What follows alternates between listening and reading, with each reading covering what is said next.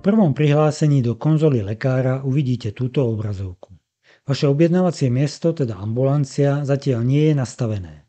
Je to signalizované červeným nápisom vľavo hore, ktorý hovorí o tom, že pacienti sa zatiaľ nemôžu objednávať cez internet. Najskôr je potrebné urobiť aspoň základné nastavenia a potom môžete objednávanie povoliť. S konfiguráciou objednávacieho miesta vám pomôže sprievodca nastavením, ktorého otvoríte rovnomerným tlačidlom v spodnej časti menu. Okno sprievodcu zobrazí niekoľko krokov nastavenia, ktoré postupne prejdete kliknutím na tlačidlo Nastaviť príslušného kroku. Zobrazí sa zodpovedajúca obrazovka a po jej nastavení môžete pokračovať ďalším krokom sprievodcu. Jednotlivé nastavenia objednávacieho miesta si postupne ukážeme v nasledujúcich videách. Po prejdení všetkých krokov a povolení objednávania pacientov v kroku Povolenie objednávania červený text Objednávanie zakázané lekárom zmizne a stratí sa aj tlačidlo sprievodcu.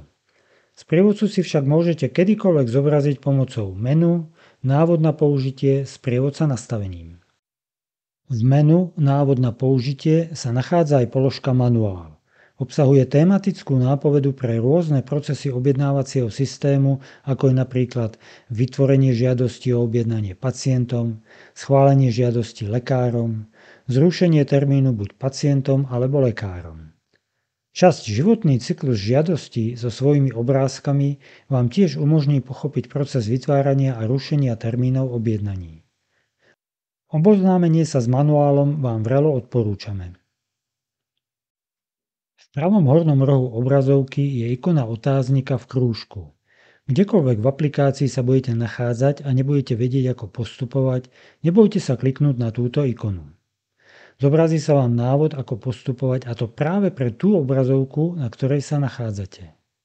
Niektoré dialogové okná so zložitejšou funkcionalitou majú na sebe vlastnú ikonu otáznika v krúžku, ktorá zobrazí nápovedu pre toto dialogové okno.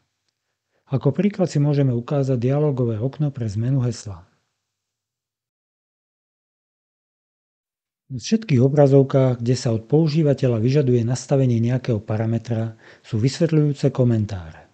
Popisujú, na čo sa daný parameter používa, ako ovplyvní správanie vášho objednávacieho miesta, prípadne s čím je previazaný. Je to veľmi pohodlné a rýchle, bez nutnosti listovania v manuáloch. Oboznámili sme sa s tým, ako v prostredí konzoly lekára nájdete návody pre prácu s aplikáciou. Vďaka množstvu vysvetľujúcich textov a návodov zvládne prácu s objednávacím systémom určite každý. A ak náhodou nie, je tu pre vás náš tím podpory.